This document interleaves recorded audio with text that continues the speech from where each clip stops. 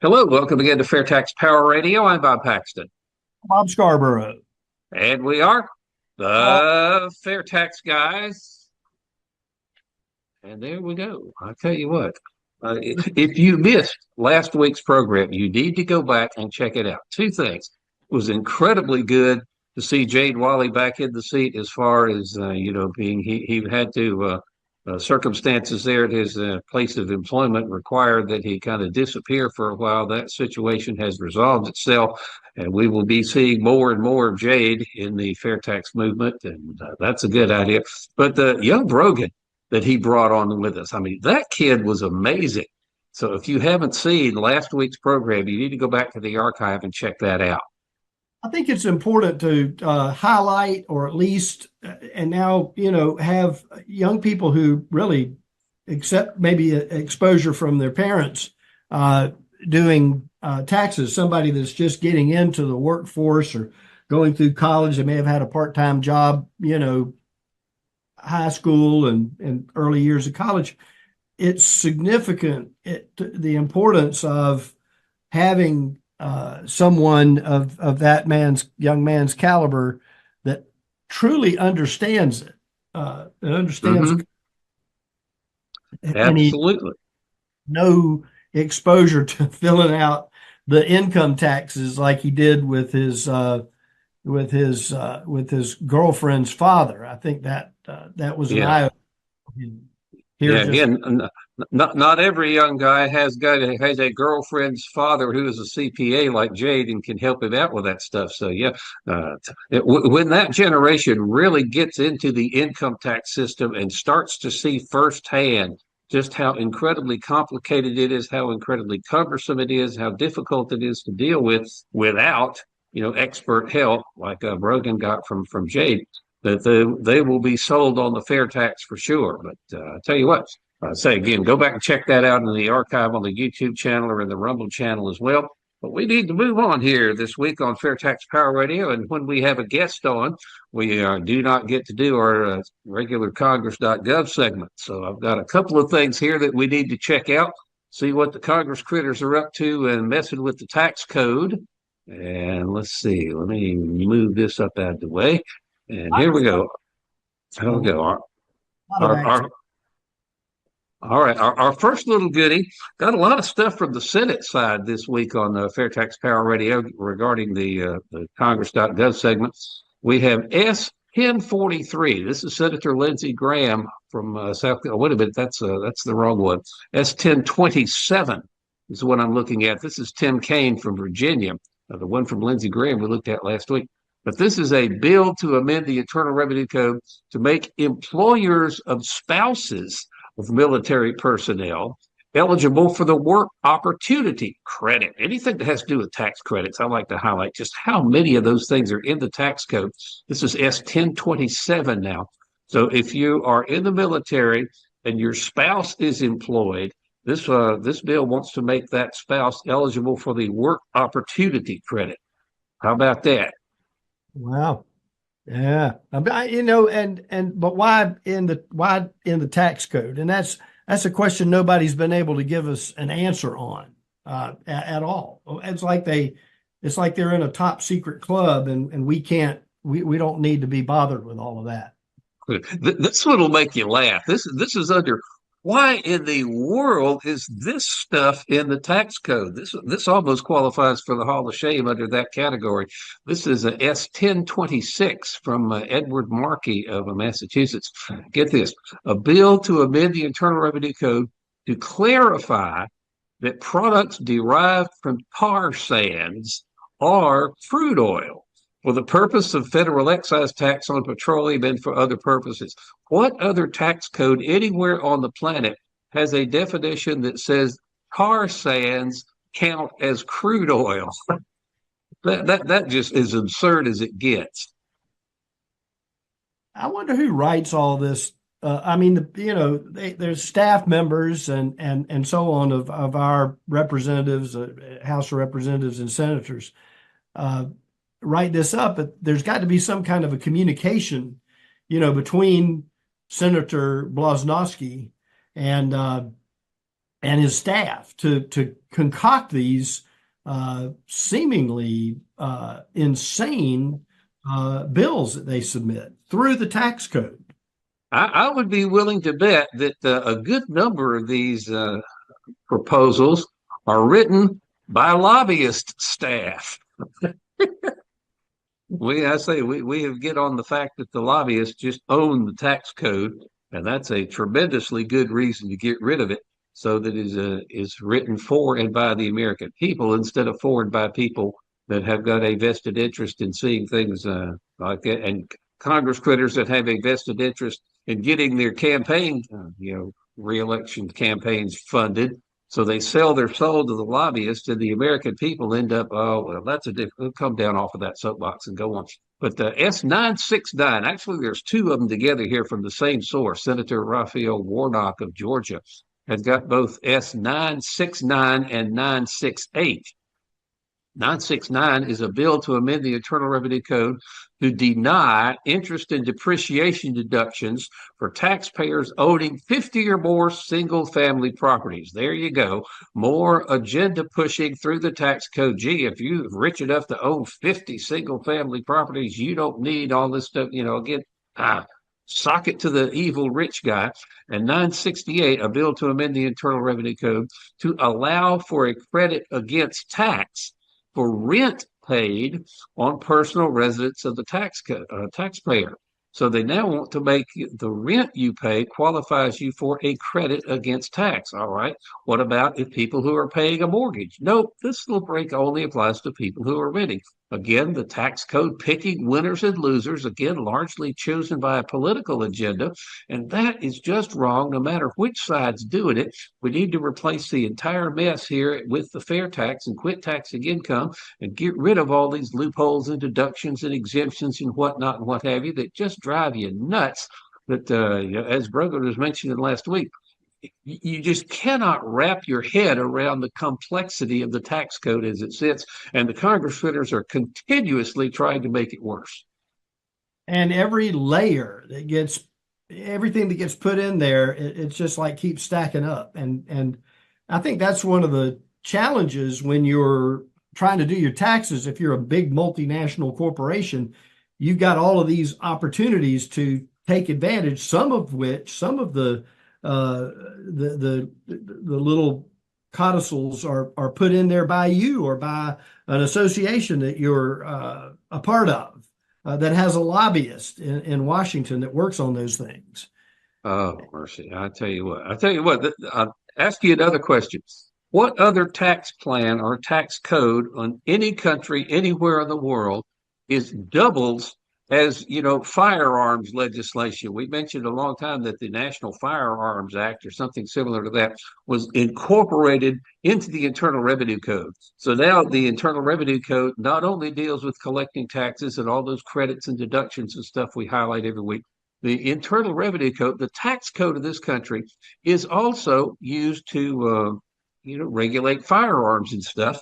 And under that heading, S884 from Senator James Risch of Idaho, a bill to amend the Internal Revenue Code to require the Bureau of Alcohol, Tobacco, Firearms, and Explosives to establish an administrative relief process for individuals whose applications for transfer and registration of a firearm were denied, and for other purposes.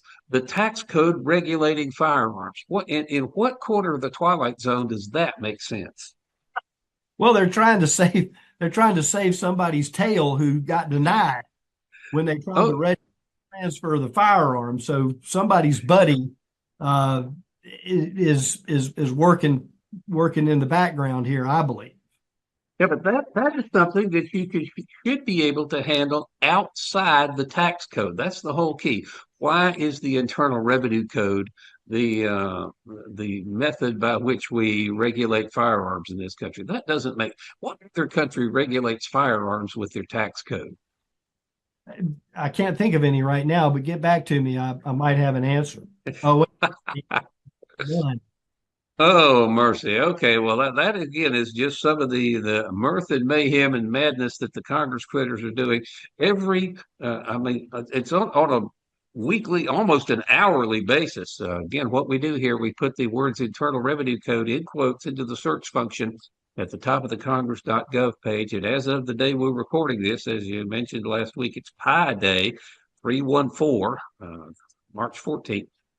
394 hits on that search. And remember that Congress has only been in session for like 2 months. It started in January and it's now mid-March, and we've had almost 400 proposals to change the tax code in that time. It's just crazy. We need to get rid of it all and replace it with a fair tax.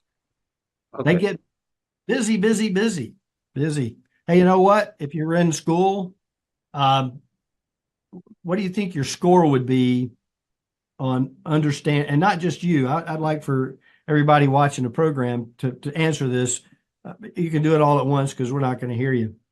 What do you get as a grade on understanding the tax code? What do you think that would be, Bob? Uh, I, I'd flunk it for sure. I mean, I know the little bit about it that might apply to me because, and I don't even deal with it. I just answer the questions that TurboTax asks me. And again, it took me close to 2 hours and produced a 21-page tax return for a fairly simple return that I've got. I don't have a lot. I don't own a business. I don't, a lot of stuff that doesn't apply to me that it still takes me 2 hours and comes up with 21 pages worth of stuff for a simple retiree's tax return. That's crazy. Let's get rid of it. I'd much rather, as Rogan was saying last week, I'd rather just pay my taxes at Walmart or Target or wherever I'm happen to be shopping and get Right. rid of it. It Yeah. is. I'll tell you what. And again, we'll refer to last week's program where it was the boyfriend of Jade Wally's daughter. It was on really, really bright 20-year-old kid. You need to check that out. And he was talking about various assorted things with the fair tax. And that kind of ties right into something that you found, and that you are the new Ron Malero now. Ron was always finding articles and stuff to talk about, and you found this one, Nerd Wallet Taxes Study. And again, Yeah. Rogan was talking about how impossible it is for anybody, his generation, our generation, even Jade the CPA, cannot wrap his head around the entirety of the U.S. tax code. And so this Nerd Wallet Taxes Study came up with some pretty good stuff. Go. Well, Americans get an F, as we just talked about, in understanding taxes. This survey, respondents scored an average of 51% in a 10 question quiz on tax basics related to such personal finance issues as retirement, college savings, health care. A majority of respondents did not know the tax implications of popular financial products such as Roth IRAs, the 401k plan that you might get from working in a particular business, or the health savings accounts, and how all of that works. And I mean, every time we turn around, I mean, we're talking about a tax on consumption that simplifies the whole process. And Brogan last week underscored that, hey, it'd be easier for me just to pay taxes when I, have a beer or pizza, or when I go to Walmart, or buy something from the from the store. Driving people to a quicker, easier way to pay taxes, and a prebate will give you a whole lot more.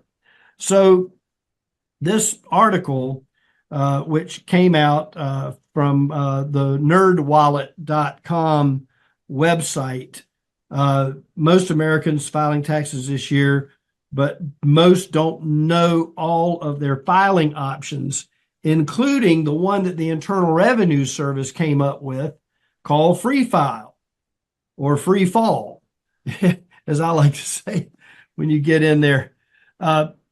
So this was published back in the end of January, and we'll just go through it. We talked about a little bit of it there. Half of the millions of filers are going to file their own federal returns, and 47% of those that they asked they expect to get some kind of a refund.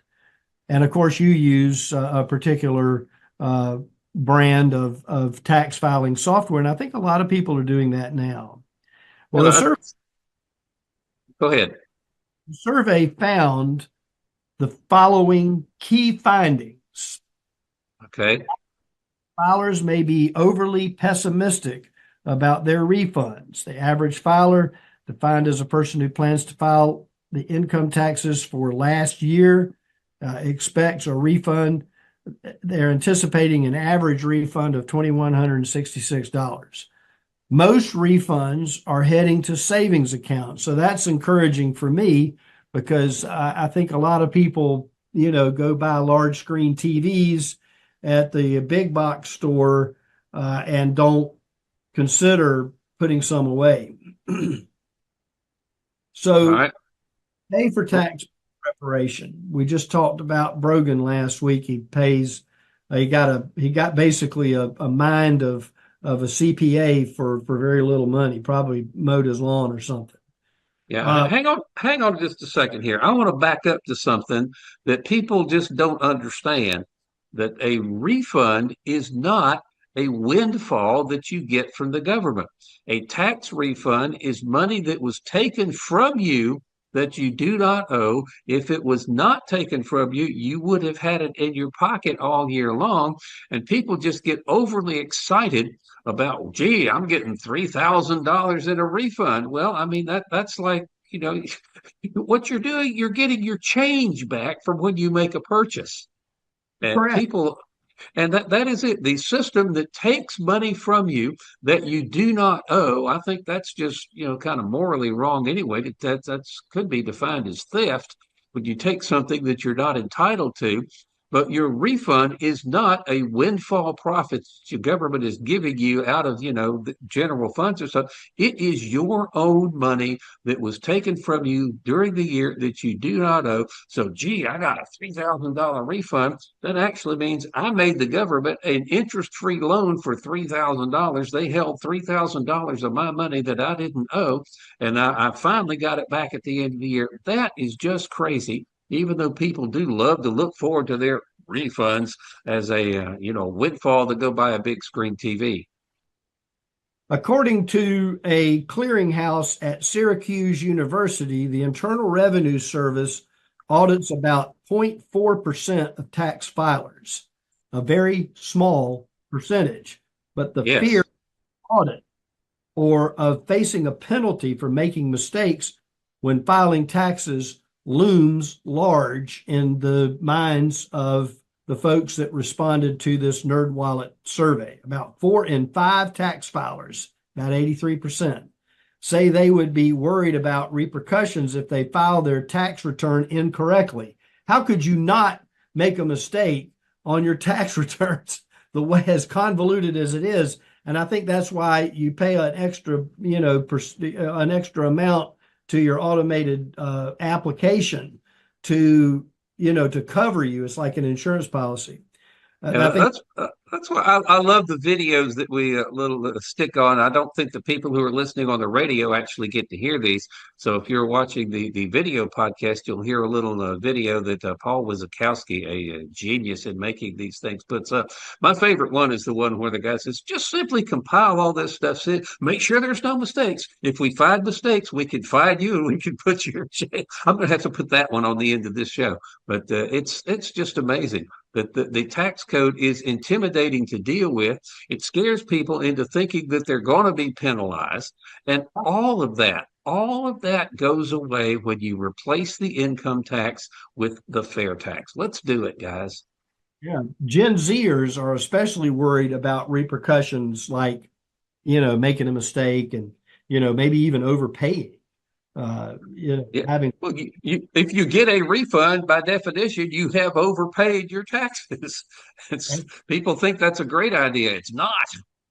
Well, 92% of the Gen Zers who were identified in this survey from NerdWallet say they would be worried if they discovered they filed their return incorrectly, with a surprising proportion worried about facing criminal or fraud charges.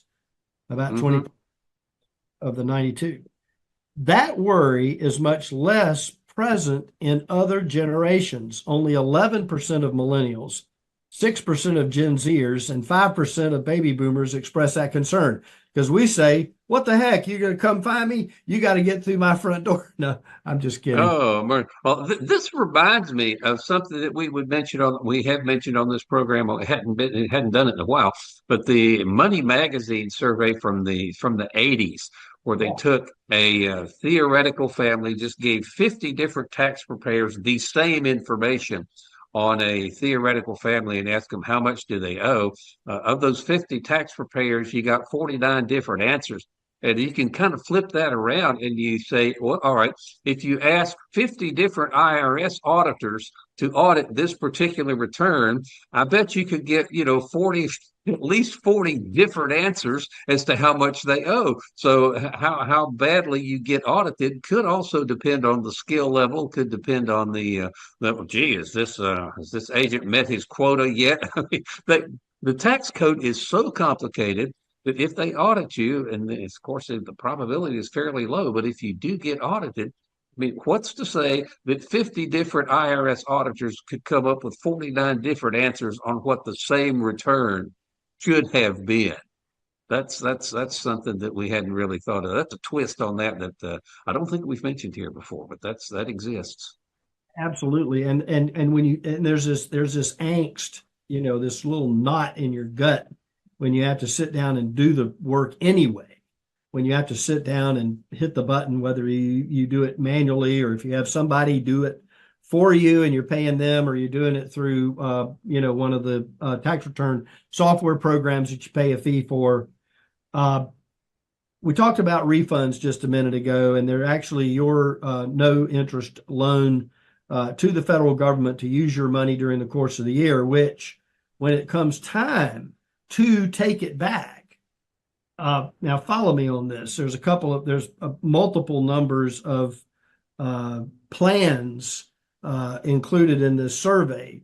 When you get your refund, when you get your money, you loan the federal government. Let's just call it what it is. When you get your money back from the interest-free loan you gave the government, they send it back to you sometime in June a year later. I think, and according to the survey, 63% of respondents say they're going to put that back into savings, which is encouraging and significant for me. But think about what you could do during the course of the year that you didn't have that money. If you Yeah, were going, if you had put that money into savings all along, think of the interest you would have received on that money over the course of the year that you're not getting because the government took it away from you. or you could have put it into the stock market in an EFT, or you could have supplied it to your 401k. And the other side of that, from an entrepreneurial standpoint, and I'm always, thinking of, opportunities to bring a new service on or do something, a little different with, the product and the service that we sell here at the radio station, utilizing new technology and things like that. My concern is not necessarily because you can put it into savings, but from a business perspective, there's a potential for missed opportunity if you don't have that money that you have to put in, either whether it's out of your pocket or your business's pocket. The opportunities that pass you by because instead of directing that money to that opportunity, you now have to direct it over to the government quarterly, whether it's quarterly estimates or whether it's a payment at the at the end of the year, or money that you would get back. Of the plans for the refund during the course of the year, most people say put into savings. 34% say they're going to catch up on bills. 33% are about the same amount they're going to pay down debt, and then the rest of it, 11% say they're going into the stock market with that money. They may pay for a trip or a major expense, or nobody really responded in the interest of maybe putting some away for a rainy day, other than the fact that savings was, right at the top. So we have the challenge that can easily be rectified. Not only we're talking about the psychological relief of not having to sit down and deal with, tax time. But now we have with HR 25, the Fair Tax Act, a tax on consumption that would provide us with our own ability to make our own decisions on when and if we're going to pay a particular tax. Yeah, that's what I think. The fair tax is voluntary. Well, no, it's not, because I got to buy groceries, I got to buy clothes, I got to buy stuff, to live on. Well, the stuff that you buy to live on, your basic necessities, are not taxed by the fair tax. You pay it at the register, but every penny of that is refunded to you in the prebate. So everybody, and again, doesn't matter what your income is, everyone from the poorest worker on up to Elon Musk and beyond is entitled under the fair tax to buy your basic necessities tax free. And of course, that's a real beauty of the fair tax. And you'll still hear people say, "Oh, this is horrible. It's a 30% tax on everything you buy." Well, it's not really a tax out of your pocket until your spending rises above the poverty level for your household size, which is really cool. Got about a minute and a half left. Go ahead and wrap this up. Well, the Nerd Wallet has an interest in this survey beyond just the data. They're working to have you click on a button on their website that takes you to a paid subscription for tax filing software. So just in full disclosure, that's part of what they're all about. But the information is good in terms of having substantial information and what people are thinking about with regard to the taxation process, income taxes primarily, and that's what they're about. But my question would be, if we did a survey on FAIRtax.org, would be more, what would you do if you didn't have to have the income tax, and proliferate that through social media and through people, just general conversations and things like that, to begin to draw the line for people and let them think about, well, if I had my time back, if I had this money during the course of the year that I would send through my paycheck to Uncle Sam, what could I do with that money? The missed opportunities are big for me, because if you don't have the $10 bill or the $100 bill, but you could have had it, you might have been able to take advantage of, an opportunity, or you might have been able to help somebody else in need right then with that money in your pocket, somebody that needed a lunch or a pair of shoes, or, you're going to help somebody, you're going to do something, contribute to the betterment of humanity in some way. So I think that's the thought. That's what I get out of, thinking about the differences between the income tax and a tax on consumption, the fair tax. Well, So if I remember correctly, I do believe that Americans for Fair Taxation is going to undertake some kind of polling and stuff like that. I don't have the details on it, but we don't mention this a lot on the program, but we would encourage people to go to fairtax.org and make a donation. If you can join the 1040 Club, $10.40 a month, to help the Americans for Fair Taxation fight the good fight for the fair tax, that would certainly be appreciated.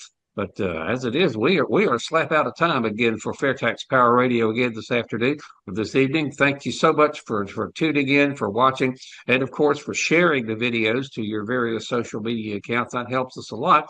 I invite you to be back with us here next week on FairTax Power Radio. Until we meet again, I'm Bob Paxton. Bob Scarborough. We are the FairTax Guys, providing you the fair tax is the only truly fair tax, and once you understand it, you will be mandate. So what do you need from me to get these taxes collected? Glad you asked, because there is a fair amount of information you need to be aware of. That's your tax plan?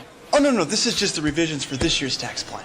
What I need from you is you need to keep track of all of your income as well as any taxes that you've already paid. Also, any gifts that you received or gifts you've given to churches or charities or individuals throughout the entire year. Do you do any side jobs? Every now and again. Great, because there's some more information about that right here. Everything you need to know right here. So just simply compile that, send it in to us. Be careful, make sure there's no mistakes. If we do find mistakes, or maybe we can fine you or, throw you in jail. So you might want to be aware of that. And what do you need from me? As an individual, nothing. As a business owner, or if you're doing side jobs, I mean, yes, you would have to collect taxes on that, but, well, it's all right here. Can I get a copy of that?